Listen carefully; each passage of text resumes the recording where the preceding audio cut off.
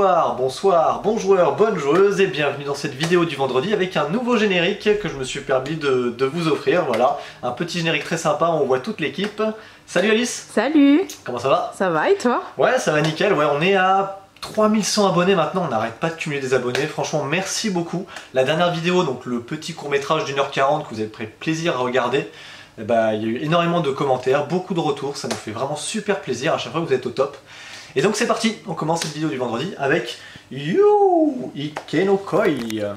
Ikenokoi on ne l'a pas présenté à la dernière vidéo, parce que la vidéo du vendredi de la dernière fois, du coup c'était la vidéo spéciale des 3000 abonnés. Et on avait déjà reçu Ikenokoi. Et Ikenokoi c'est un super jeu, édité par, de mémoire je sais plus, alors édité c'est par Multiverse, et c'est distribué par Ludistri. Oui. C'est illustré par Anne et Seb, et c'est un jeu de Jérémy Kaplan. Dans Ikenokoi, en fait, c'est un jeu de prise de risque, c'est un jeu en fait qu'on appelle de stop ou encore. Dans l'idée ici, il va falloir collecter des koi. Chaque koi est en nombre d'exemplaires en fonction du chiffre qui lui est indiqué. Donc ça va de 2 à 11. Il y a 2 koi numéro 2, il y a 3 koi numéro 3, 4 koi numéro 4, etc., etc. À votre tour de jeu, il n'y aura pas grand chose à faire, si ce n'est de révéler la première carte du paquet. Lorsque vous avez fait ça, vous avez une autre possibilité, c'est de continuer à révéler une deuxième carte, parce que vous allez tenter de révéler d'autres koi différents. Ou alors vous pouvez très bien vous dire, non finalement je m'arrête, et dans ce cas-là je récupère les koi que j'ai ici. Pourquoi je pourrais continuer? Parce que plus je continue, plus je récupère de koi. Mais par malheur, si vous révélez un koi qui est déjà tombé, donc pas dans ce cas-là, mais dans celui-ci par exemple, si je révèle un koi qui est déjà tombé, eh bien c'est pas moi qui vais me servir, c'est les autres joueurs en fait qui vont se servir. Sachant que c'est un jeu qui peut se jouer de 2 à 6, ça peut offrir beaucoup plus de possibilités aux autres joueurs. Le petit twist ici, c'est qu'on va avoir la possibilité d'échanger des cartes quand vous aurez tiré un 4e koi différent dans la pile ici. En plus de récupérer tous les koi, vous allez pouvoir échanger 2 de vos koi contre un autre koi de chez un adversaire. En plus de ça, autre petit twist, on va avoir des cartes ici spéciales. Quand vous les piochez, alors le bambou, c'est un bonus que vous ajoutez dans une série. La lanterne vous permet, lors de la mise en place, enfin pas lors de la mise en place, mais lorsque vous l'aurez, vous allez pouvoir regarder 3 cartes qui ont été écartées pendant la partie, ce qui vous permet en fait de valoriser un petit peu vos, enfin du moins de mieux anticiper les différentes majorités que vous cherchez à obtenir. Et ici le pont, ça c'est hyper bien. Le pont, vous avez cette petite tuile, c'est joli, un petit pont ici que vous allez pouvoir placer entre 2 emplacements. Et ça vous permet en fait de bloquer l'échange. Comme je l'avais dit la dernière fois, on pouvait échanger justement des cartes. Et si vous mettez votre pont, l'échange est interdit. La partie prend fin quand le paquet est vide. Et ensuite on va regarder les majorités. Le joueur qui possède le plus de koi dans une catégorie va marquer pour 2 1 point, pour 3 1 point, etc. Dès qu'on arrive au palier des 5, 6, on a 2 points. Et évidemment le 11 étant plus nombre d'exemplaires, il vous rapporte 4 points si vous êtes majoritaire. À cela vous ajoutez des objectifs, vous en avez un qui est commun, et vous en avez un chacun qui est personnel. Celui qui a le plus de points à la fin de la partie l'emporte. Voilà pour Ikenokoi, petit jeu de stop ou encore pour 2 à 6 joueurs. Trop joli. On va enchaîner maintenant sur Ricochet. Ricochet, la deuxième boîte ici, parce que la première boîte c'était celle-ci. Hop, Ricochet, qui est un jeu de Cyril Blondel et les graphismes de Mathieu Klaus. Ça n'a pas changé, on retrouve la même équipe ici.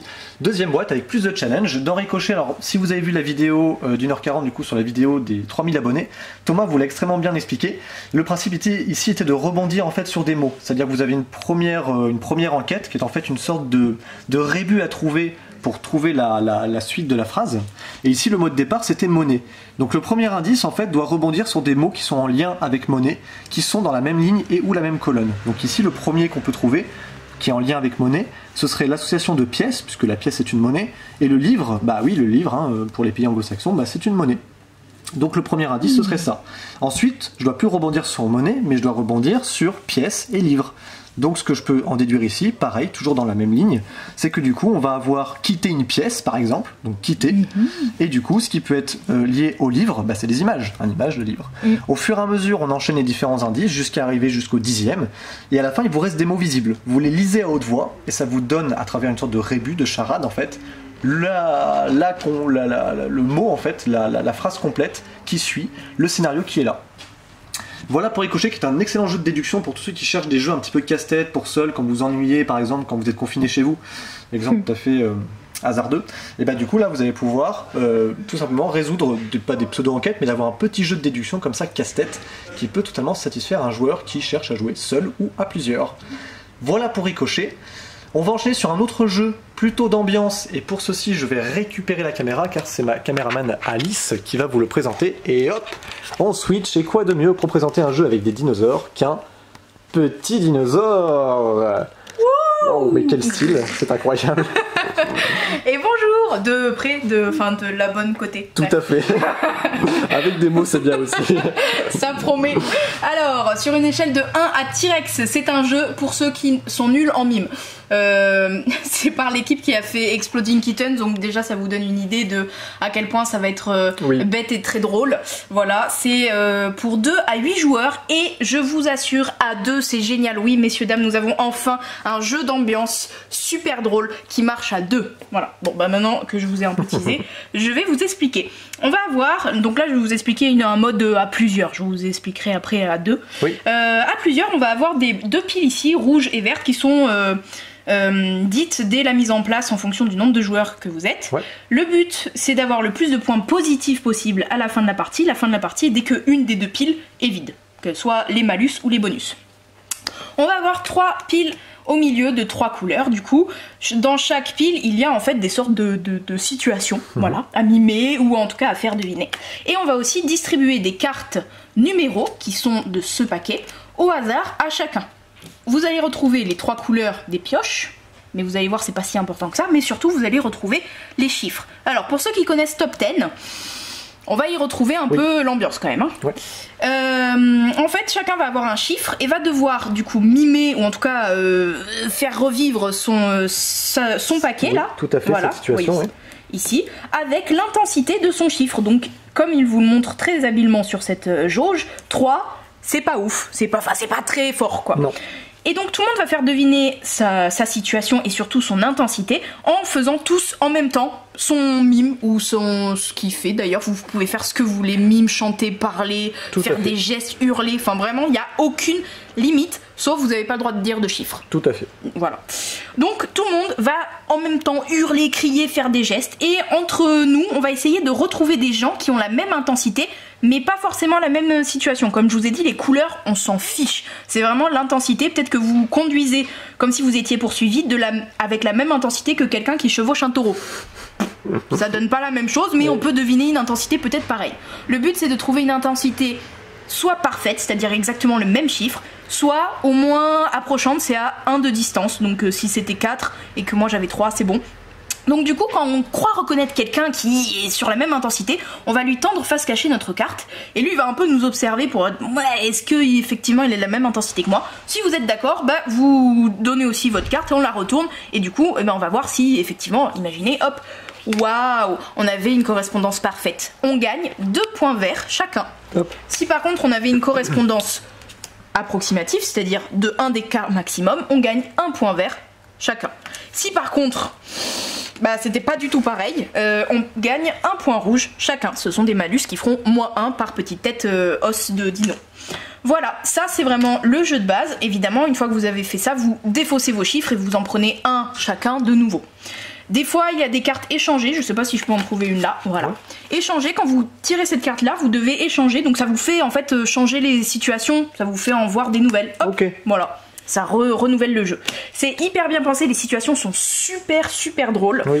Et à 2, juste, je vais vous le dire vite fait, c'est que vous avez 15 points ici, verts, et il faut réussir 15 tours en fait, à se deviner chacun. Vous pouvez soit dire ok on correspond, soit non on correspond pas. Et si ce que vous aviez annoncé est juste, que effectivement nos 2 chiffres ne correspondaient pas ou qu'effectivement ils correspondaient, plus ou moins, vous gagnerez des points.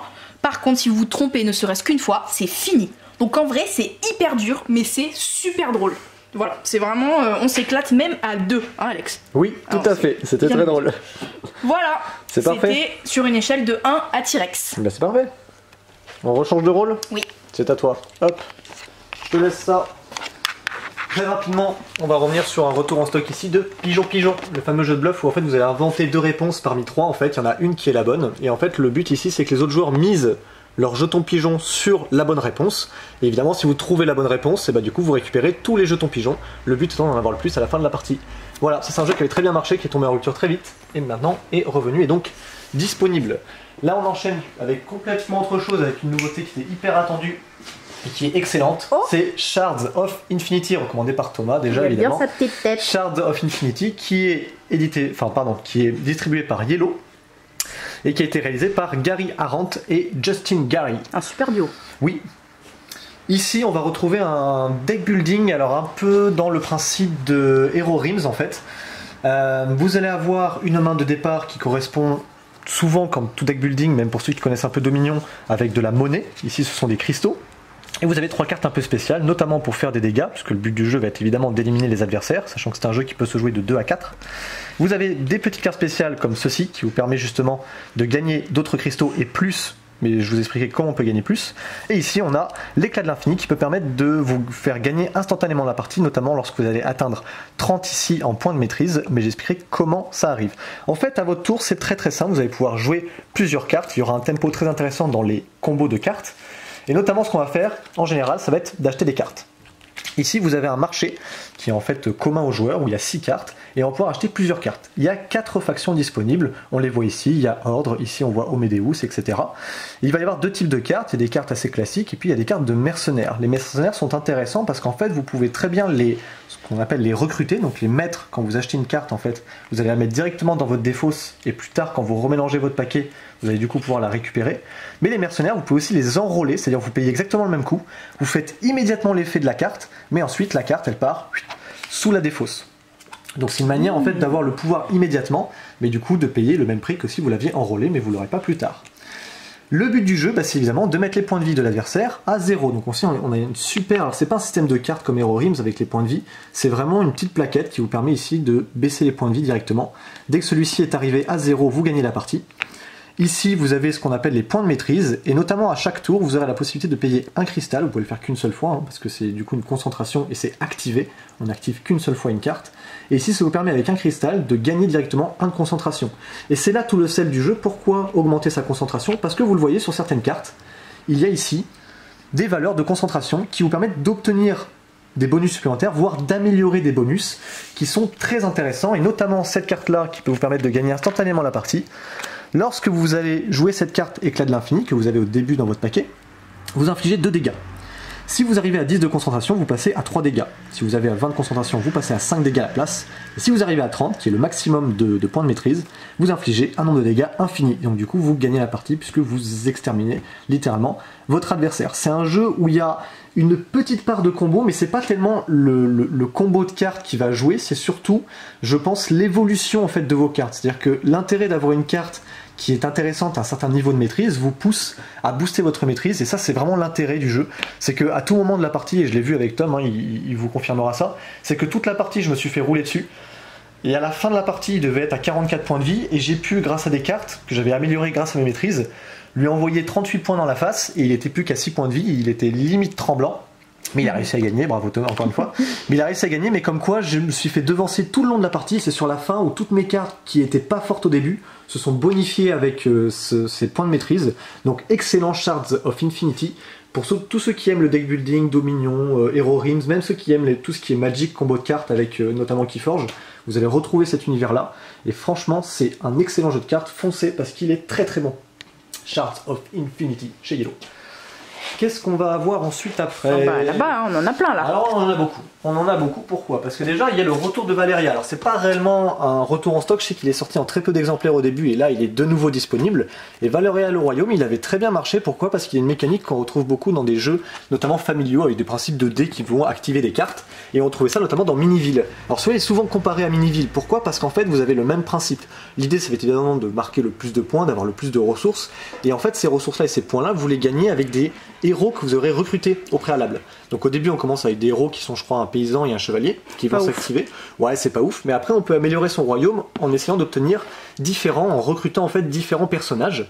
Chaque personnage vous donne des icônes, mais notamment s'active, et pendant le tour de tous les joueurs, un petit peu comme dans Catan, si vous connaissez Catan, lorsqu'un joueur lance les dés, il y aura 2 dés qui vont indiquer aux joueurs ce qu'ils pourront activer. Si je fais un 2 et un 6 par exemple, je peux activer mes cartes 2, je peux activer mes cartes 6 et activer aussi mes cartes de 8, parce que 2 plus 6 ça fait 8. Donc à chaque fois on fait la somme et on prend les dés indépendamment aussi.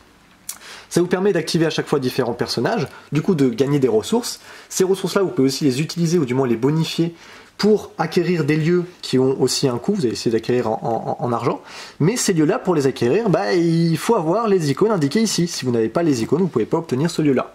En plus de ça, on a une nouvelle pile qui est en fait des monstres que vous allez pouvoir affronter, notamment avec vos chevaliers, vos différents soldats.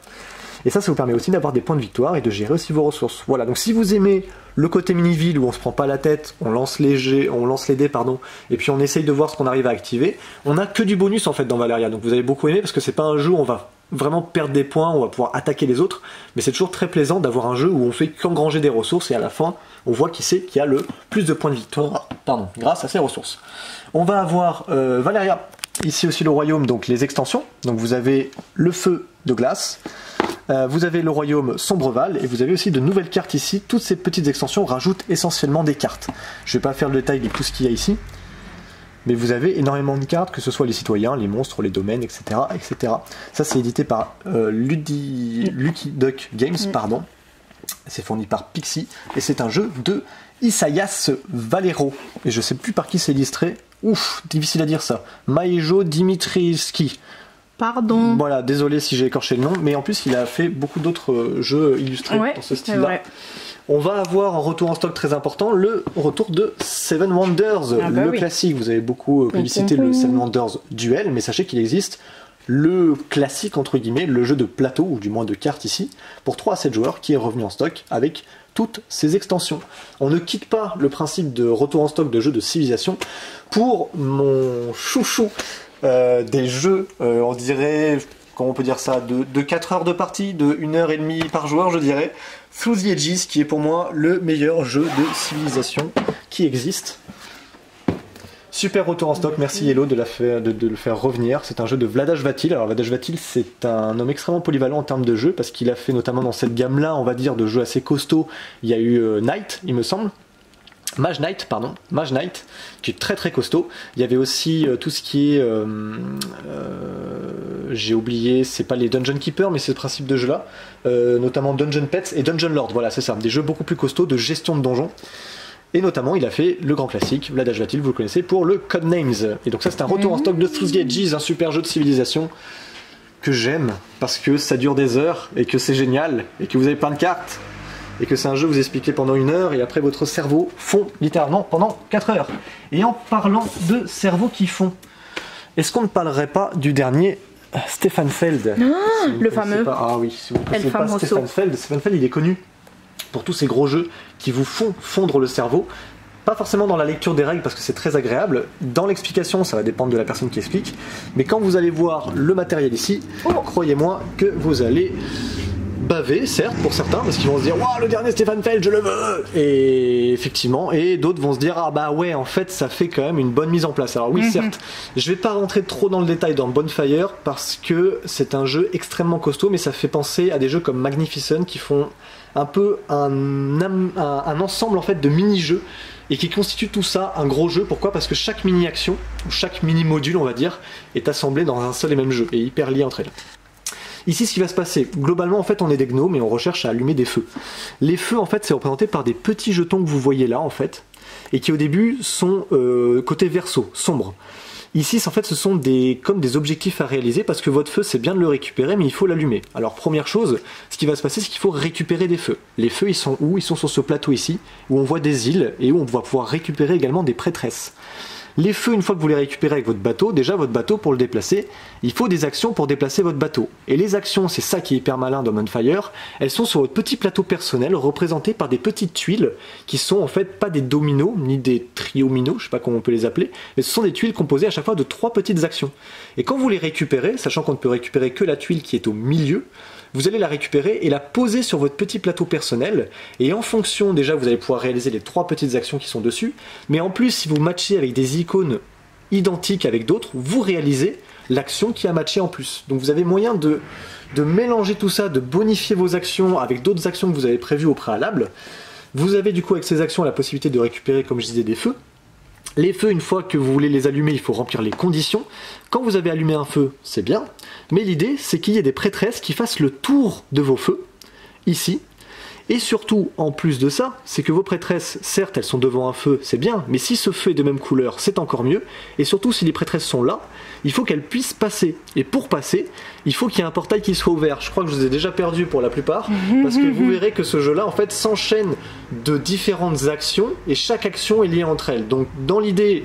Ce qu'il faut comprendre, c'est que vous avez des feux à réaliser pour marquer des points. Ces feux, il faut d'abord les récupérer avec vos bateaux.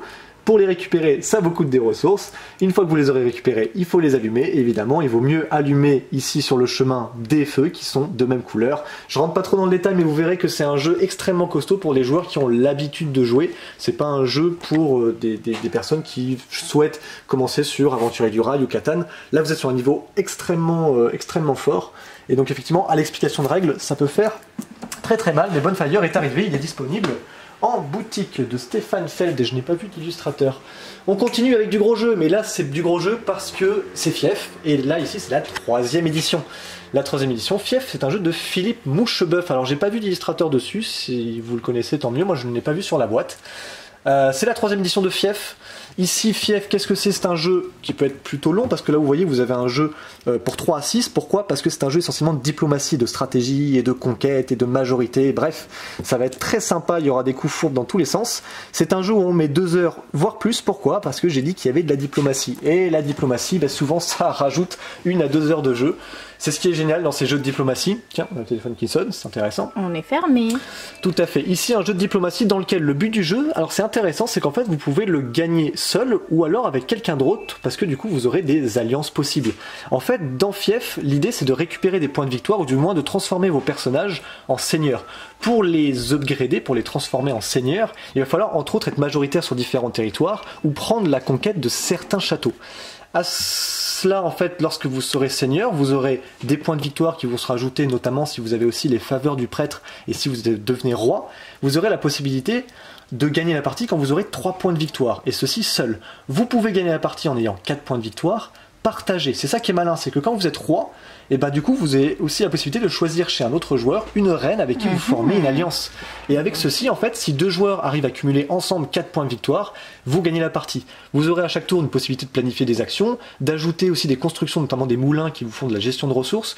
Vous avez la possibilité de recruter des personnages pour aller taper les autres, ou alors vous faites le diplomate, puis vous faites semblant d'aller les taper, mais en fait vous gardez un peu de défense au cas où. Et vous aurez à chaque tour aussi des événements, comme la peste par exemple, ou la famine, qui risquent d'éliminer différents pions, tant chez vous que chez les adversaires. Voilà, en tout cas Fief est de nouveau disponible, parce que là maintenant c'est la réédition. Donc c'est la 3e édition, il y a eu déjà 2 autres éditions avant. Et si vous dites, bah ouais, mais moi j'ai déjà Fief, et j'aurais bien aimé jouer avec les différentes variantes apportées dans la 3e édition, eh bien ce n'est pas grave, parce que là vous avez quoi? Oh, hop, le nouveau plateau de Fief, qui vous permet de jouer exactement comme pour la 3e édition, avec le plateau en fait, mais c'est le plateau de la 3e édition et pas de la 2e. Voilà, le plateau est vendu séparément. Tac, ça c'était pour Fief. Et on continue, parce qu'on adore les nouveautés, et ça n'arrête pas. On part tout de suite sur Zerzura, distribué par Gigamix, édité chez B-Games. C'est un jeu de Romaric Gallonnier, et c'est illustré par Sébastien Kevo. Dans Zerzura, c'est un jeu en fait de collection, mais collection avec pas mal de twists. Vous allez avoir chacun un petit plateau personnel que je vais laisser Alice vous montrer. Oui. C'est un petit plateau qui va vous récapituler un petit peu ce que rapporte chaque marchandise. Vous avez une progression, et c'est ça tout le twist en fait de Zerzura, c'est que la progression des différents turbans de jean par exemple n'est pas la même que les différentes fioles que vous avez là, ou des piments, et on le voit au fur et à mesure. Les turbans, plus vous en avez, plus ça rapporte, ça c'est du classique. En revanche, on voit ici que les piments, moins on en a, plus ça rapporte de points. Par contre, si j'ai trop de piments, malheureusement, je vais pas gagner beaucoup de points. Zerzura, c'est un jeu hyper accessible. Vous allez avoir un jeu qui va prendre fin lorsque la pioche sera vide. Et en fait, à chaque tour, vous allez avoir 4 cartes qui seront révélées. Chaque joueur va pouvoir en récupérer une, et on garde l'ordre du tour à chaque fois. Lorsque c'est votre tour, vous pouvez soit récupérer une carte, et vous allez placer votre héron de votre couleur dessus. L'avantage du coup de votre petit plateau, c'est que lorsque vous avez la carte ici, pour garder en fait le compte, vous avez la possibilité à chaque fois d'avancer vos marqueurs correspondants des cartes que vous venez de récupérer. Hop, la petite lampe et puis le petit jeton vert ici. La fiole. Voilà la fiole.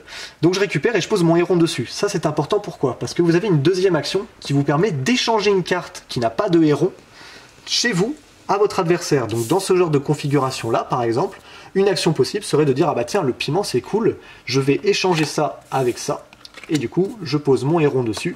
Cette carte là ne devient plus du coup ne devient plus du coup accessible pour les autres joueurs. Mais du coup, hop, là je vais changer du coup ce que j'ai gagné. Donc là je fais de nouveau l'échange sur mon plateau.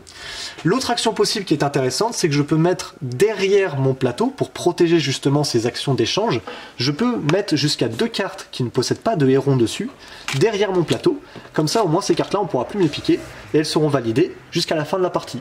J'en ai pas parlé aussi, mais vous avez des cartes ici, des espèces de personnages, et il y en a plusieurs ici, je vous en ai montré qu'un là, qui vont bonifier vos différentes collections. Ici par exemple pour les différentes fioles, pour paire de fioles, ils vous rapportent 1 point, donc ça peut être intéressant si vous misez plutôt sur les fioles. À cela vous rajoutez à la fin de la partie les différents objectifs que vous aurez réalisés pendant la partie. Donc là par exemple si vous avez 4 lampes et 4 fioles, bah du coup vous remportez directement les points. Ça, c'est à un moment donné. C'est à un moment donné de la partie, lorsqu'on a la condition, on remporte directement, mais c'est à la fin de la partie qu'on va gagner les points bonus indiqués ici. Voilà pour Zerzura. Excellent jeu de collection, je trouve ça très efficace. On retrouvait ce principe de collection que j'aimais beaucoup dans un jeu édité chez Yellow, c'était de Théo Rivière, c'était Sea of Clouds. Plus on cumulait certaines cartes, plus on avait de points. Et parfois, il valait mieux pas en prendre beaucoup parce que ça rapportait plus d'en avoir moins. Très sympa Zerzura, en jeu de collection, très rapide. On a les nouveautés ici. Hop, on continue sur un jeu qu'on aime beaucoup ici, ou du moins Jeff. Ah, Jeff. Ah bah tu as sa tête juste derrière. Exactement. Jeff, qui est un grand fan de Concordia, notamment ici, Concordia Vénus. Et les nouveautés ici, ce sont les 2 plateaux. Vas-y, tourne-les de l'autre côté. Ah, tu veux que je te les tourne? Oui. Alors, waouh, celui-ci et celui-ci. Tout à fait. Voilà. Alors, la grande différence, ça va être celui-ci où vous allez avoir le marché des poissons qui est rajouté. Voilà, ça va rajouter totalement un autre fonctionnement de jeu et surtout des nouvelles ressources. Après, principalement, les plateaux, à part celui-ci, va vous rajouter plus ou moins de provinces, donc un peu plus ou un peu moins tendu, et aussi une mise en place différente. Normalement on commence tous à Rome, et ben là en fonction des plateaux vous commencerez pas du tout au même endroit, ce qui va vachement influer sur la stratégie. Le grand truc à noter de Gallia et Corsica, c'est la carte de Corse qui en fait est très petite, c'est la plus petite carte existante dans le monde de Concordia et qui fait que c'est très étendu. Voilà, c'est conseillé d'y jouer à 2 et 3, c'est en fait le plateau fait pour 2 et 3, mais vous pouvez aussi y jouer à plus, tout à fait, ce sera juste encore plus tendu. Excellent, voilà. Super, pour tous ceux qui ont Concordia, nous sommes satisfaits. Est-ce qu'on a d'autres retours en stock ici? Je ne crois pas. Je ne crois pas non plus. Je vais vous demander de me suivre dans le rayon de joueurs où là... Ah, il y a du retour là. Bon retour en stock, un jeu extrêmement moche, du coup je le valide, parce que plus il est moche, plus il est bon. C'est Glasgow qui est de retour en stock. Super jeu Glasgow aussi, avec un principe qu'on retrouve dans Patchwork, où le joueur qui est le plus en retard va continuer à jouer. Vous avez ça aussi dans Tokaido. C'est un excellent jeu de gestion de ressources, où vous allez devoir ici construire des bâtiments qui vont vous produire des points de victoire. Mais c'est un emplacement ici en fait qui est commun aux 2 joueurs, donc quand vous placez vos bâtiments, placez-les judicieusement pour ne pas faire profiter les points de victoire à la fin de la partie à votre adversaire. Glasgow, c'est très moche, mais c'est très bon, édité par Funforge. Et un autre de chez Funforge, parce que j'aime Funforge. Ici, c'est Robin of Locksley. C'est une course en fait. C'est un jeu de Uwe Rosenberg, notamment connu pour son Agricola. Et ici en fait c'est une course, et je l'avais expliqué notamment dans mes coups de cœur, donc je vous renvoie à mes coups de cœur du coup, parce que ça c'est un excellent jeu pour 2 joueurs, avec une tension tout au long de la partie, mais je l'explique beaucoup mieux dans ma vidéo coup de cœur, donc je vous invite à aller la voir, ce sera beaucoup plus clair. Hop, un autre retour. C'est du retour en stock, et du retour en stock, et on plonge dans du retour en stock. Watergate qui est du coup chez Yellow, c'est créé par Mathias Kramer, et c'est illustré par je ne sais pas qui malheureusement. Ils mettent pas souvent les noms d'illustrateurs, certains. Ouais. Ça, c'est dans le complètement historique, en fait, sur le principe du Watergate avec Nixon, qui va lutter contre les journalistes et faire s'effondrer un petit peu j'ai plus les mots. Essayer d'empêcher les journalistes, en fait, de mettre à jour le complot du Watergate. Hop. À part ça, oui, le super jeu de pitch. C'était Match, un jeu de tennis, mais en pichenette. C'est excellent C'était Match. Si vous connaissez pas, si vous cherchez en tout cas un jeu de pichenette autre que Pitch Out que j'adore, vous avez C'était Match, excellent. Si vous voulez revivre des sensations de tennis, c'est top. C'était Match, c'est pour 2 joueurs, c'est top. J'adore cet match. Un autre retour en stock de... Retour en stock. Retour en stock. Ah non, d'abord, nouveauté des classiques. Nouveauté de classique, c'est puissance 4, mais en bois cette fois-ci. On avait reçu la dernière fois le Monopoly en bois, le Cluedo en bois. Maintenant, on a le puissance 4 en bois. Il est trop beau. Yes, ça donne envie de se remettre au puissance 4. C'est clair. En plus de ça, on a reçu de nouveaux jeux de toc. Voilà, ceux qui cherchent des jeux de toc. Ils sont trop beaux. Ouais, l'avantage de celui-ci, c'est qu'il est pliable en fait. Souvent, on avait des grands jeux de toc, et puis du coup, bah, on hésitait toujours un peu à les prendre parce que bah, ils sont un peu trop grands. Là, on en a un pour 4 joueurs et un autre derrière pour 6 joueurs. Voilà, il y a le jeu de cartes complet à l'intérieur, les petits pions, et tout ça dans un plateau creusé. Oh, vous êtes là. Sachez qu'actuellement, Alex et Alice rencontrent quelques problèmes, quelques difficultés. Il n'y a plus de place dans la carte mémoire. Ils sont donc actuellement en train de la changer. Là. En ce moment, ils sont en train de changer la carte et il devrait bientôt y arriver. Oui, je crois que c'est bon cette fois-ci. A tout de suite. On continue avec les retours en stock. Ici, Adventure Games, le donjon, une sorte de point and click mélangé à un escape game. Vous allez vivre une aventure à travers tout un donjon et je vous en raconte pas plus parce que c'est très scénarisé et il faut le faire pour vivre l'aventure du donjon. Hop là, qu'est-ce qu'on a d'autre? Là-haut. Oui, Tout une là-haut. nouveauté de puzzle. Un escape puzzle, voilà, de 759 pièces. Vous aurez un puzzle à réaliser et également une enquête se cache à l'intérieur du puzzle. Wow. C'est un deuxième escape puzzle. Et on va enchaîner maintenant sur le jeu de rôle. Ah oui, il est là. Et salut les copains. Ah, tu es là. Salut YouTube. Alors, les nouveautés jeux de rôle de cette semaine. Je vais vous présenter en premier le livre noir de l'occultisme nazi. Qu'est-ce que c'est? C'est un supplément pour les partisans de Hexagon Universe, ce jeu de rôle dans lequel les joueurs vont incarner des super-héros durant la Seconde Guerre mondiale. Alors là, c'est un supplément uniquement de background, donc de contenu narratif, un super outil pour le MJ pour faire ses histoires, ou simplement pour le plaisir de la lecture. Alors, moi ce que j'aime beaucoup avec ce genre de supplément, c'est que certes ça fonctionne très très bien pour Hexagon Universe, mais on va pouvoir aussi s'en servir pour n'importe quel autre jeu de rôle de type contemporain, comme par exemple un Chronique oubliée contemporain, ou un Appel de Cthulhu, ou pourquoi pas un petit jeu de rôle fait maison. Je sais pas vous, mais moi ça me donne envie de faire un petit Indiana Jones, ou un petit jeu de rôle Hellboy quand je vois ce genre de choses, pourquoi pas. La deuxième chose que je vais vous montrer cette semaine, c'est Explorateur de Bruine. Oh là là, c'est trop beau. C'est très très beau, n'est-ce pas Alice? Alors ça, c'est le 3e volume du monde des terres humides. Ce sont des jeux de rôle qui sont tous indépendants, donc par exemple si vous achetez celui-ci, vous n'avez pas besoin d'acheter les 2 volumes précédents. Qu'est-ce que les terres humides? C'est un monde un peu mystique dans lequel les enfants qui se perdent un jour de pluie vont se retrouver. Il y a un côté un peu Peter Pan, ils sont coincés dans ce monde où il n'y a pas d'adultes, et puis ce monde-là, il y a des choses un peu terribles, notamment les sirènes qui sont là pour dévorer les enfants. Hop là, je vais vous montrer un petit peu le contenu. Alors, c'est magnifique en termes d'illustration, en termes de couleurs, c'est très aéré. Voilà, vraiment ça se lit tout seul. Le système de règles est très simple à prendre en main, ça aussi je trouve que c'est un bonus.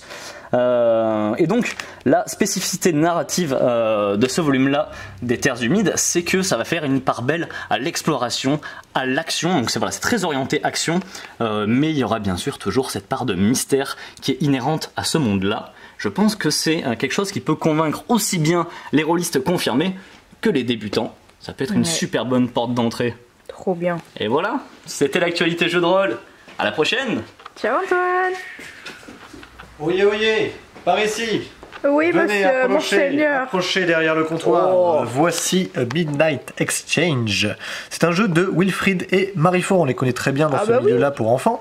Vous avez également l'illustrateur ici, Sylvain Aublin. Midnight Exchange, c'est un jeu qui va se comparer un peu à un jeu de collection avec des petites subtilités. Ici, vous avez des tuiles avec différents dos qui correspondent en fait aux pièces dans lesquelles vous êtes. Donc, vous ne pouvez révéler que des tuiles qui sont dans la pièce, qui correspondent dans la pièce où vous êtes. Donc, vous allez révéler une tuile, vous allez récupérer différents objets que vous allez pouvoir vendre plus tard dans une seconde manche du jeu. Et l'idée, c'est qu'en fait, dans certaines tuiles que vous révélez, ce ne sont pas des objets que vous récupérez, mais des clés pour aller débloquer de nouveaux lieux et donc révéler de nouvelles tuiles. Au fur et à mesure que vous débloquez à chaque fois des lieux, vous débloquez de nouveaux objets.